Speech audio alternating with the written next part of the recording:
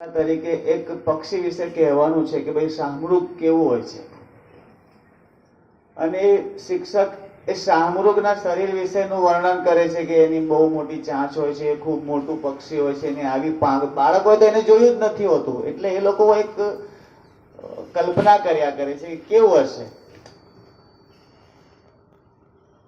પણ જો એ શિક્ષક વર્ગમાં શાહમૃગનું ચિત્ર લાવીને મૂકી દે તો હજારો શબ્દો બક બક બક કર્યા કરતા સારું છે કે એ બતાવે, શિક્ષક એને બતાવે કે આ શાહમૃગ કહેવાય.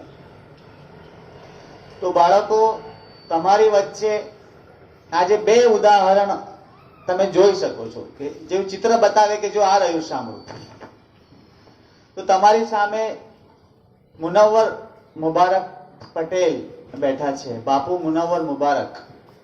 એ જીવંત ઉદાહરણ છે કે જે અમે તમને આખું વર્ષ કહીએ છીએ.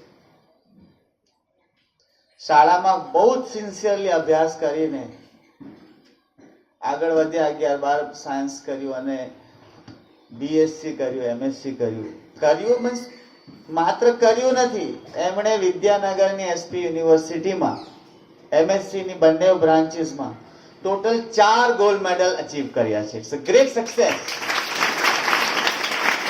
આપણી પાસે કેટલા બહાનાઓ છે, અમે ગરીબ છે, અમે ગામડામાં રહીએ છીએ, અમારા પાછળ કોઈ એડવાઇઝર નથી. તમે જુઓ, તમારી સામે ઉદાહરણ છે. તો અભ્યાસમાં આગળ વધવા માટે એસ્કેપિઝમને છોડી દઈએ આપણે અને મહેનતમાં લાગીએ તો આ સફળતા આપણી સામે છે.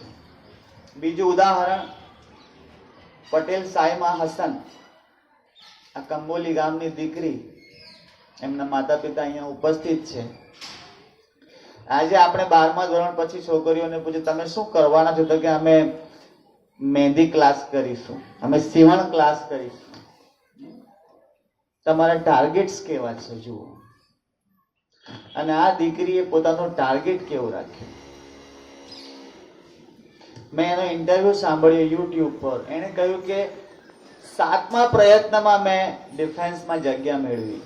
આપણો પહેલો પ્રયત્ન, બીજો પ્રયત્ન કદાચ આપણે સફળતા ના મેળવી શકીએ તો આપણે પડતું મૂકી દઈએ, પણ તેણે 7મા પ્રયત્ને પોતાનો ધ્યેય પ્રાપ્ત કર્યો. એક દીકરી આર્મીને જોઈન કરવાનું વિચારે તે જ બહુ મોટી વાત છે. અને તમારી સફળતાઓ તમારી સામે હોય છે, પણ આપણો પ્રયત્ન ઓછો પડી જાય છે, આપણું કમિટમેન્ટ ઓછું પડી જાય છે. તો વહાલા વિદ્યાર્થીઓ, પરિસ્થિતિઓની સામે પડો, તમે ગો અગેન્સ્ટ ધ ઓડ્સ. એવું કહે છે કે હજારો બર્ક गिरे लाख आंधियां उठे, हजारों बर्क गिरे लाख आंधियां उठे, वो फूल खिल के रहेगा जो खिलने वाला है, वो फूल खिल के रहेगा जो खिलने वाला है. તમારા કમિટમેન્ટ જે સાચા હશે તો તમારી સફળતાઓ. અને અલ્લાહ પાકે આ કાયનાતમાં માણસોની જે રચના કરી છે એનો ધ્યેય છે, अल्लाह पाक फरिश्ताओं કહે છે કે मखलूक को मैंने इसलिए बनाया कि वो मेरी इबादत करें. अल्लाहની ઇબાદતમાં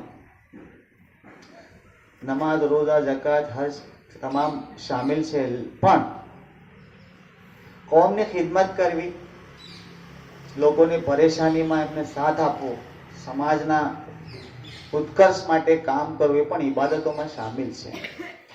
એજ્યુકેશન, તમને આપણી કમનસીબી છે કે આપણે એજ્યુકેશનને રોજગાર સાથે કનેક્ટ કરી દીધું છે. આપણે એજ્યુકેશનને રોજગાર સાથે કનેક્ટ કરી દીધું છે. એટલા માટે આપણે એજ્યુકેશનને એક જ મતલબથી લઈએ છીએ કે અમને સારી જોબ મળે. પણ એક અંધારી રાતમાં એક રસ્તો જે બિલકુલ દેખાતો નથી, એની અંદર 1000 પથ્થરો છે, ખાડા છે, અવરોધો છે, અડચણ છે, અને અંધારી રાતમાં તમારે પસાર કરવાનો હોય, અને એવા સમય પર જો તમને કોઈ હાથમાં મશાલ આપી દે કે ટોર્ચ આપી દે કે એટલે આ લઈને જા, તો એ તમામ પરેશાનીઓ, અવરોધો, અંધારું આપણા માટે પછી મુશ્કેલી નથી, કારણ કે આપણી પાસે એક રોશની છે, આપણી પાસે મશાલ છે. અને આપણું એજ્યુકેશન આપણા માટે એવી જ રોશની છે. તમે દેશની ઇકોનોમિકલ કન્ડિશન્સને જુઓ, દેશની પોલિટિકલ કન્ડિશન્સને જુઓ, દેશની સોશિયલ કન્ડિશન્સને જુઓ, એમાં અભ્યાસ વગર, એજ્યુકેશન વગર તમે ક્યાંય નહીં ઊભા રહી શકો. આ 10મું ધોરણ, 12મું ધોરણ તમે શાનદાર રીતે પાસ કરો અને ત્યાં અટકી નહીં જાઓ. મહેંદી ક્લાસ ને સીવણ ક્લાસ સુધી મહેદૂદ ના થઈ જાઓ. તમારા ધ્યેય ઊંચા રાખો. સારી તમે ક્વોલિફિકેશન્સ લો અને તમે માત્ર તમારા મા બાપના દીકરા નથી, તમે સમાજના બાળકો છો.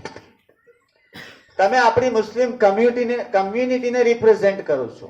માત્ર ભણીને પોતાનું આજીવન ચલાવવું એ ધ્યેય આપણો ન હોવો જોઈએ, પણ સમાજને કામ લાગો, આપણી કમ્યુનિટીને કામ લાગો, આપણા દેશને કામ લાગો એવું શિક્ષણ લો. તમારા તમામ રસ્તાઓ ખુલ્લા છે, બસ તમારી મહેનતની જરૂર છે. તો બાળકો, વધારે સમય નહીં લઈએ, પણ અભ્યાસને માત્ર પોતાની રોજગારીનું સાધન ન સમજો.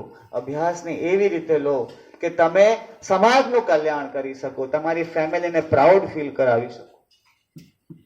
હયાત લેકે ચલો, કાયનાત લેકે ચલો. હયાત લેકે ચલો, કાયનાત લેકે ચલો. ચલો તો સારા જહાં સાથ લેકે ચલો. ચલો તો સારા જહાં સાથ લેકે ચલો. તમામ અમારા શિક્ષકોની દુઆઓ તમારી સાથે છે. અલ્લાહ પાક તમને ખૂબ ખૂબ તમને કામયાબી આપે. તમે એટલી સારી સફળતાઓ મેળવો કે તમારા મા બાપની આંખોમાં ખુશીના આંસુ આવી જાય. તમે એવી સફળતા મેળવો કે તમારી શાળા, તમે તમારી શાળાને યાદ કરો, કોઈ મોટી વાત નથી, પણ શાળા તમને યાદ કરે. મને એવા 15-25 વિદ્યાર્થીઓના નામ અત્યારે મોઢે યાદ છે. મારા 17 વર્ષની એકેડેમિક કરિયરમાં મને કેટલાય વિદ્યાર્થીઓના નામ યાદ છે.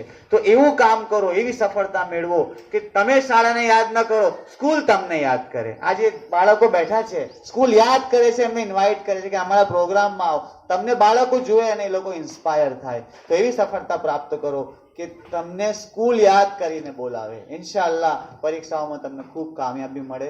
તમારા મા બાપની હંમેશા ખિદમત કરજો, એમની દુઆઓ લેજો. અલ્લાહ પાક તમને બહુ ખુશ રાખે. Thank you very much.